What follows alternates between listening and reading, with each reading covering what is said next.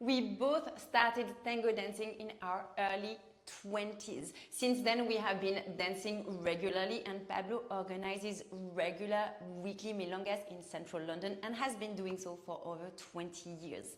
Between the two of us, we have over 28 years of tango teaching experience and 5 decades of social dancing, at least.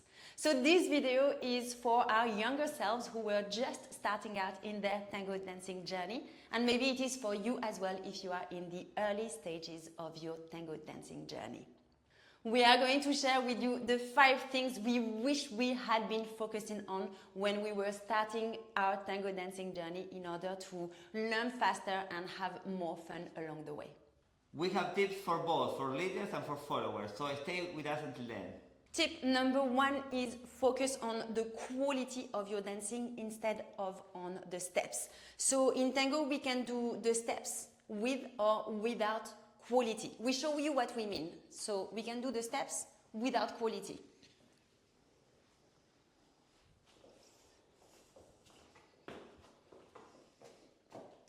Or we can do the tango steps with a tango intention and the tango quality, focusing on the journey in between the steps. We show you.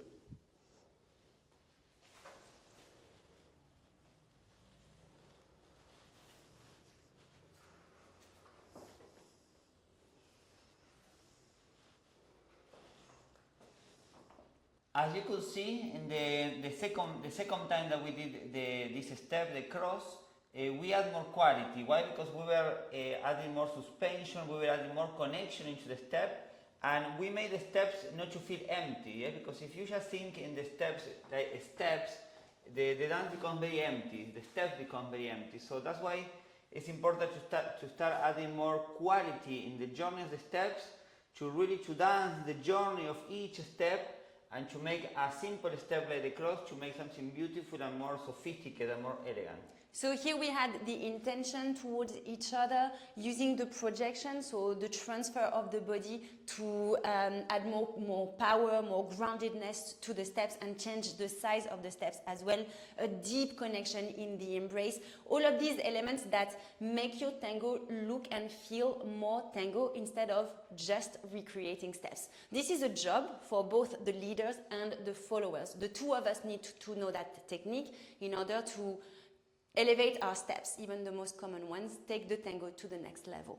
Tip number 2 is learn in close embrace straight away. So we know that learning in close embrace might feel more challenging than learning tango in open embrace, but it is very important because 1, close embrace is the essence of tango dancing, and 2, if you learn close embrace straight away, you will avoid taking bad habits.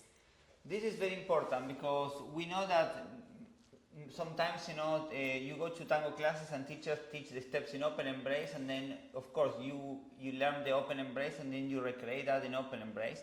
But the reality is that we dance tango in a closed embrace. That's why it's so important from the beginning, even if it feels harder or it feels a bit awkward because you have to hug somebody that you don't know. It's important from the beginning to start in this closed embrace to make the dance more clear, and you will not get bad habits. Yeah? Because when we dance, if you dance in open embrace like this, there is more temptation to use the arms to lead or to keep your balance, and also the posture. Yes, if there is a space here, usually there is this tendency to look down, to look at the floor, and then you lose your posture, your balance. So that's why in the close embrace, you will, from the beginning, you will have already the posture, and you will have the embrace, and you will have the connection that you want with your partner from the earliest stages. So that's why we always recommend to begin dancing in the close embrace. Another important reason why it's important is because when we are in the close embrace, we are sharing our axis. Yes? So we are sharing an axis here in the middle.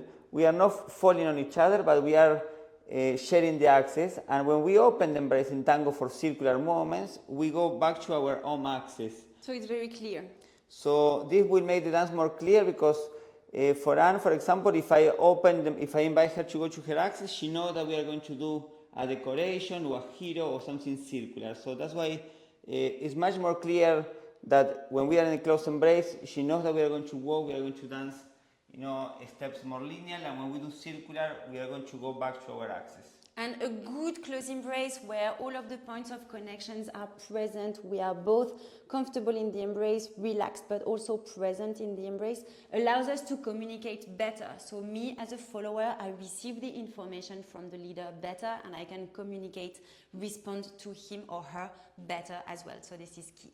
Tip number 3 is focus on using the tango tools instead of steps to express the music. And what we mean by tango tools is these concepts or technical concepts that we use in tango in order to switch things up and add flavor to our dancing beyond the steps. It adds sophistication to our dancing. So we have, for example, the cross system, the flexible embrace, the connection between the free leg and the upper body, and musical elements for interpretation of the music. The first one is the cross system. The cross system is the other system that we have in tango to walk, and it's a system that will allow us to have much more possibilities in the dance and to transition more from parallel to cross system by changing the embrace, changing the position of the torsos, and creating many different steps that you do also in parallel system, but steps that you can do also in cross system, like the cross, for example. Yeah? So this is going to add a lot of sophistication into your dance when you start using the two systems. And we also have the flexible embrace. So remember we said we start dancing in the close embrace, but we are going to use a flexible embrace, variations in the embrace to add texture to our dancing. So for example, here very clearly Pablo has brought me back into my axis. So I know that even though we are deeply connected physically through our embrace, it is now an open embrace. And then I'm going to look for the connection in the close embrace again. So we are always varying depending on the steps or the music. So the flexible embrace will allow us to create different sensations in the dance, and also will give us a lot of different dynamics, because we are dancing that transition between closing and opening the embrace. It's not just something mechanic, it's part of the music. We are going to do this closing and opening with the music and with making sense of that opening and closing of the embrace. And the third one is the connection between the free leg and the upper body. So the free leg is moving as a consequence of what is happening in the embrace. This is something that a lot of dancers don't have at the beginning, need to develop, and it allows us to do all of these cool movements of tango dancing, like sacadas, boleos, and all of the movements of tango dancing. So for example, if I'm in control of her free leg, now her free leg is her right leg. Here I know I can start playing, I can send her leg there, I can go here, I can send her back. So her leg is free, so I'm in control of that free leg.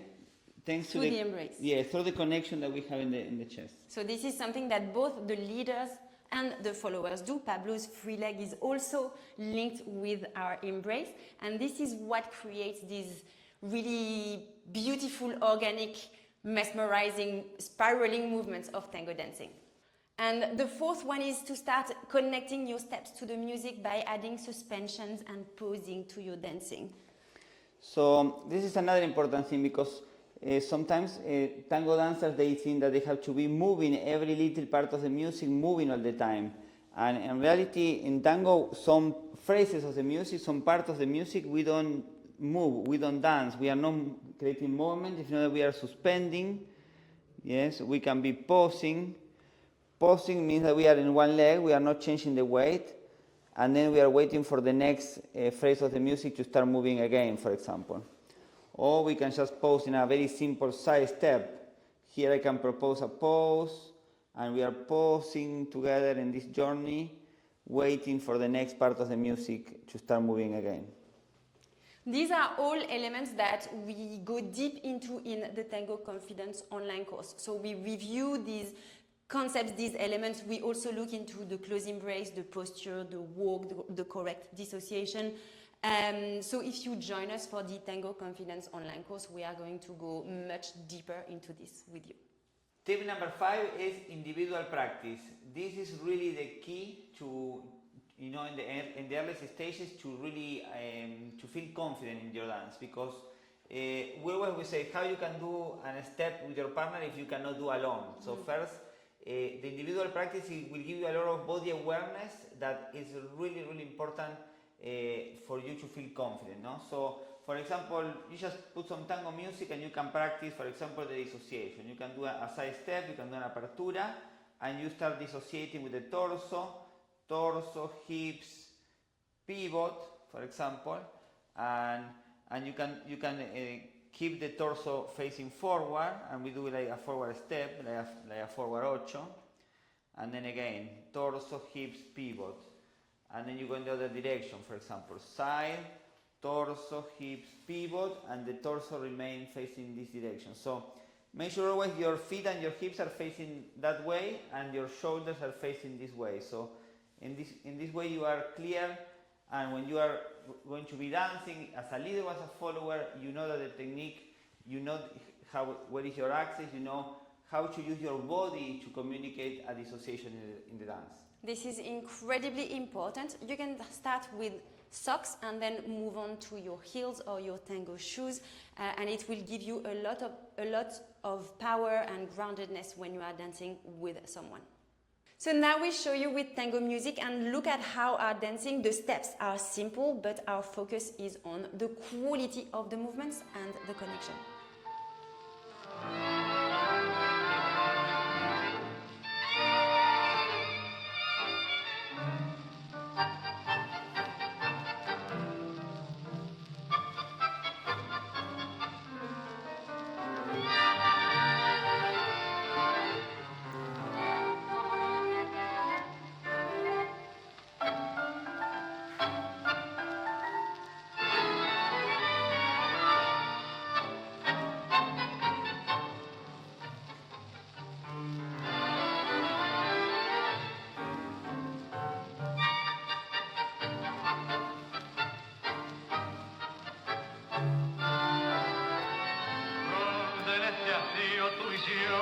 Vuelvo a recordarte como entonces, horas que han pasado por mi vida, sombras que me acechan noche y día, y en la ansiedad de recordarte y de esperar, me aferro a la esperanza que vendrá, sueño que murió un anochecer, junto a las tinieblas del adiós. Tú sabes bien cuánto sufrí, corazón, tú sabes bien cuánto lloré por tu amor, y en la soledad, santos y dolor, no sentí ni fuerzas para odiarla. ¿Qué será de ti? ¿Qué será de mí? Hoy que nos castiga aquel adiós. ¿Dónde estarás en esta ausencia brutal? ¿Quién sabe dónde andar?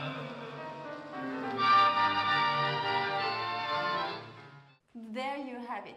5 things we absolutely recommend that you focus on in your tango dancing journey.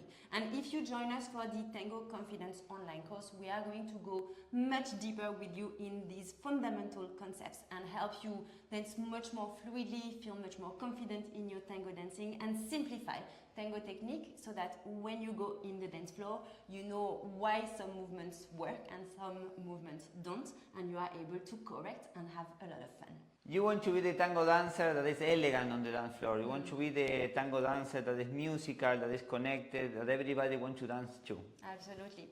So make sure you join us, and we're going to have a lot of fun together.